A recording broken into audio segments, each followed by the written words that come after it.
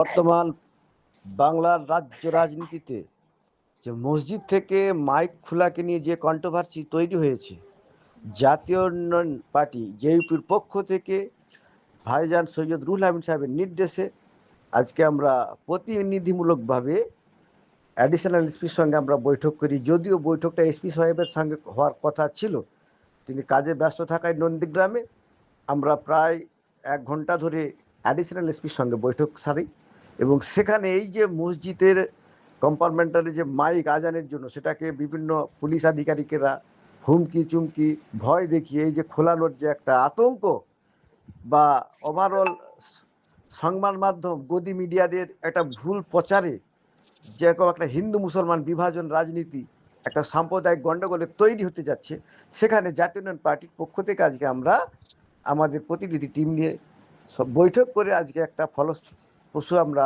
সিদ্ধান্ত নিতে পেরেছি, যেটা আমাদের রাজ্য সম্পাদক মাননীয় বিষ্ণুপদ মণ্ডল মহোদয় আপনাদের সামনে তুলে ধরছেন।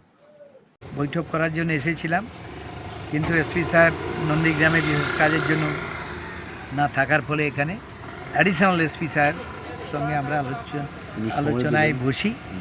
সেখানে আমরা আলোচনা খুব ভালোভাবেই হয়েছে এবং আমরা এলাকাতে দেখছি যে এই মাইকের যে হর্ন, সেই খোলা নিয়ে নানা রকম বিভ্রান্তি শুরু হয়েছে। কিন্তু আমরা প্রশাসনের সঙ্গে আলোচনা করে একটা সিদ্ধান্তে এলো যে হর্ন খোলার পর কোনো চাপ প্রেসারাইজ এটা করা হচ্ছে না। তাদেরকে আস্তে আস্তে মানুষকে সচেতন করে বর্তমানে যে আধুনিক যে প্রযুক্তি, সেই প্রযুক্তির যে সাউন্ড বক্স সিস্টেম ইত্যাদি করা যায় কি না এই ব্যাপারে আমাদের আগামী দিনে এগোতে হবে আস্তে আস্তে করে। এবং এখন যারা ব্যবহার করছেন মাইক, তারা যেন সরকারি যে নির্দেশনামা আছে যে তার সাউন্ড যে সিস্টেম সেটাতে তার যে পরিমাণ তো তার যে ডেসিমেলে রাত্রের ক্ষেত্রে একরকম, দিনের বেলার ক্ষেত্রে একরকম, আর সাইলেন্স জোনের ক্ষেত্রে একরকম, এবং যে শিল্প যে ইন্ডাস্ট্রিয়াল এলাকা তার জন্য আলাদা, ডোমেস্টিক এলাকার জন্য একরকম, সেইটা যাতে সবাই আমরা মানতে পারি।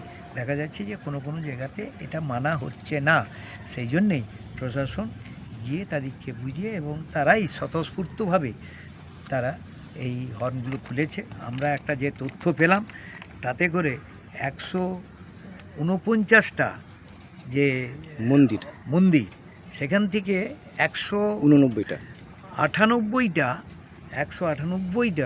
তারা মাইক মানে হর্ন খোলা হয়েছে মন্দির থেকে।